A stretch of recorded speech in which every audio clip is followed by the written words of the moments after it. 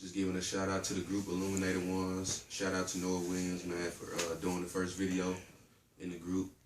Man, I'm just gonna address a few of the things that he said in the video. This will be a really brief video. Just check it out real quick. For one of the first things he said, he talked about, I wrote them down to make sure I can remember everything. One of the first things he talked about was we don't know where the books came from. That's something that I have to vehemently disagree with. We have reliable evidence, historical evidence that demonstrates where these books came from.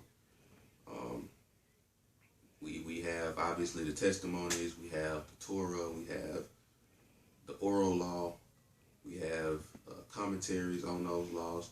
Have a lot of different things from the Judeo-Christian tradition that give us a pretty good understanding of that time, that period, how people lived in that period, and when that period took place. Obviously, you got the Bronze Age inhabitants of Palestine, Jerusalem, which played a very big part in the composition of the Bible. And the Bible is one that is composed by, multifarious a group of people, very diverse group of people. You had people at the top of society like David, Solomon, who were kings. So, the zenith of society. Then you had people at the bottom of society, traveling preachers, itinerant preachers who got kicked out of their own hometown, were in exile. I mean, a lot of different terrible things, living in abject conditions. So we definitely have some reliable evidence as far as where these books came from and where they originate. Now, what can be debated with me and Harry Joe, what we were debating, about the Egyptian Book of the Dead versus the Bible versus Mesopotamian text, that's a little bit more debatable because you're going back so far in time, and a big part of this debate is also you have to figure out when you think history started. A lot of Christians believe what I call young earth creationists. They believe that the earth is between 6,000 and 10,000 years old. So the beginning of society wouldn't be all that long ago.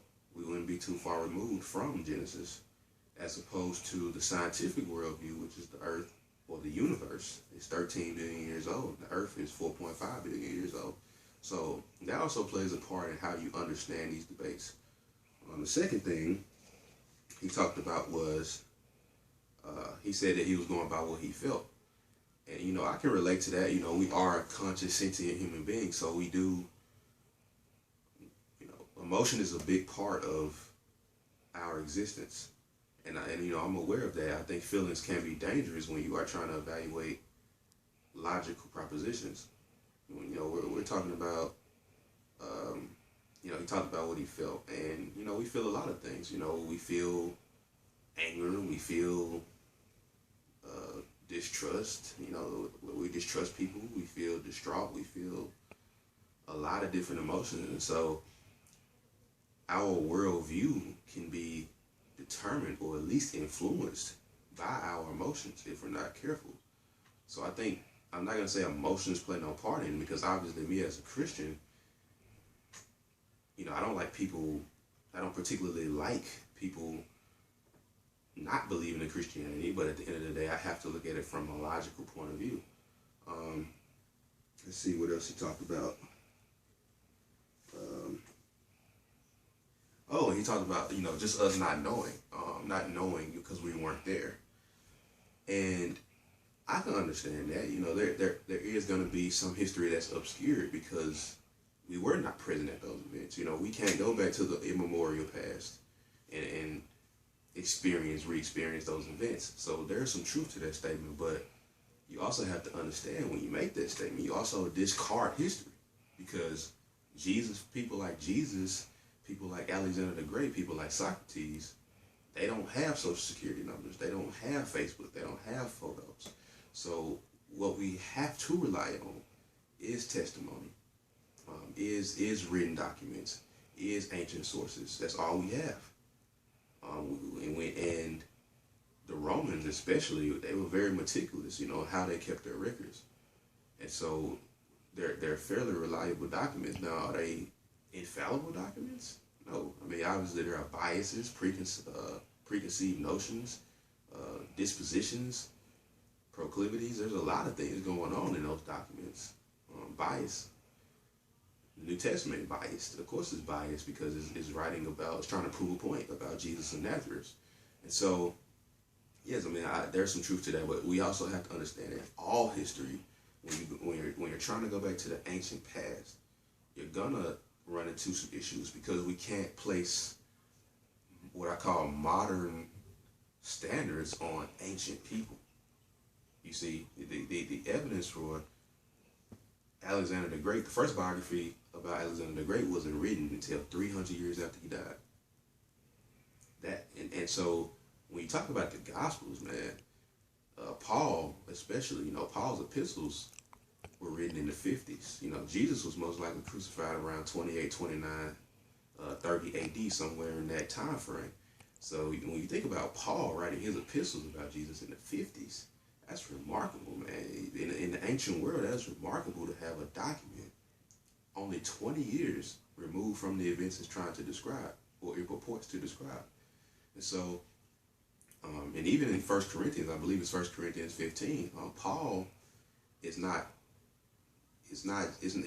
writing completely new information. There's a tradition that he's quoting from. So there's a creed that details the Christian faith prior to Paul writing. And Paul is quoting that creed, and that creed goes back to within 2 to 3 years after the crucifixion of Jesus. So we have eyewitness testimony. We have Paul's writings. We have the Synoptic Gospels. We have the John's Gospel. So we have, I think, reliable evidence there. We also talked about, let's see, we also talked about, looking at it from a different person's perspective. I think that's important. We have to, that's what I always complain about in the group, is that people tend to look up things that support their worldview, their pre-existing worldview. And because of that, they caricature the arguments of the opposing side. And when you do that, you pretty much destroy all communication. You pretty much render communication difficult. And so I think we have to be careful about that, because otherwise communication becomes inscrutable. It becomes a problem, impossible to understand. So yeah, I agree with you there. Another thing, we talked about in this group is people kind of have this eclectic understanding or view or ethic, and basically, that just means that they're taking, philosophies and morality and cosmologies from these very different sources. So they're like, well, I don't just follow Jesus, but I follow Jesus, I follow Buddha, I follow Muhammad. And that's something I see really happening in our culture. People are really becoming inculcated in that type of thinking, and I think the problem with that type of thinking is those views are mutually exclusive.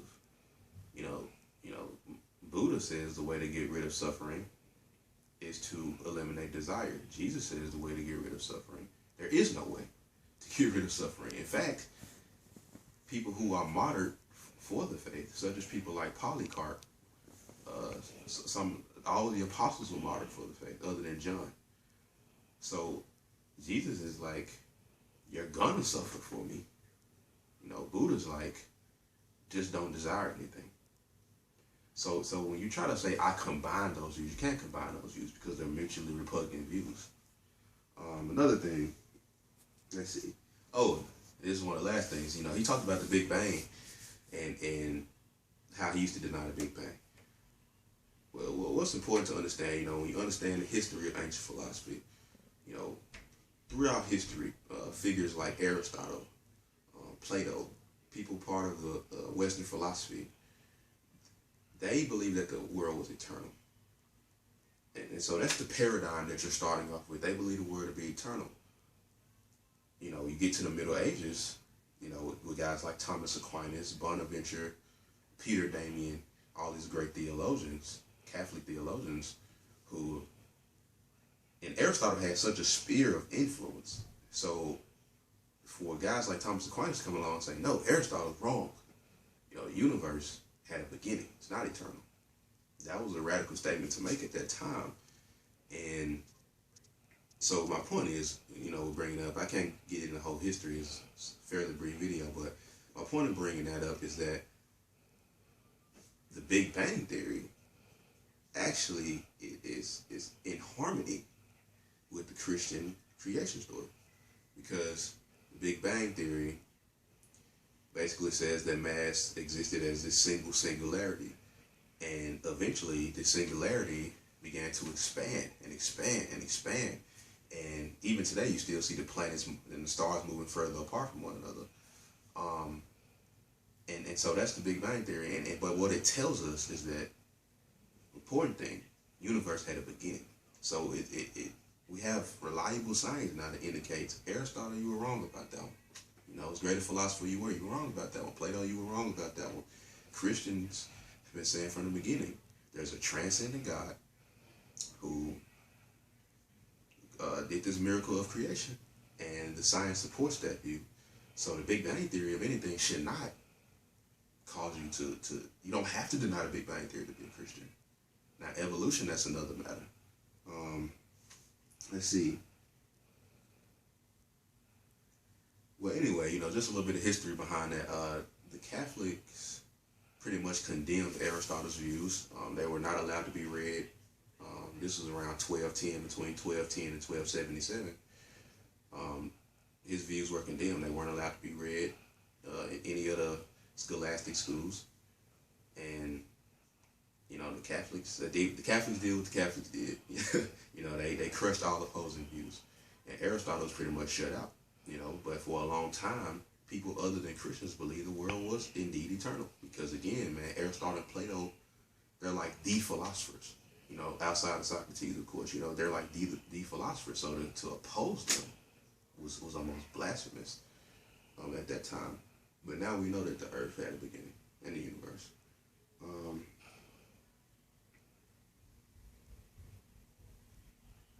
So yeah, man, that's that. I think that's it, man. I tried to cover everything, talked about. Again, shout out to Noid. I think videos are a better idea that we should definitely implement, man. Everybody start making some videos. Get this group going a little bit more. Yeah, man. Shout out to Noid. Shout out to Raheem, Hair Joe, Jamila. Jamila. A lot of people, man, just in the group. And that's pretty much it, man. I hope you enjoyed it. All right.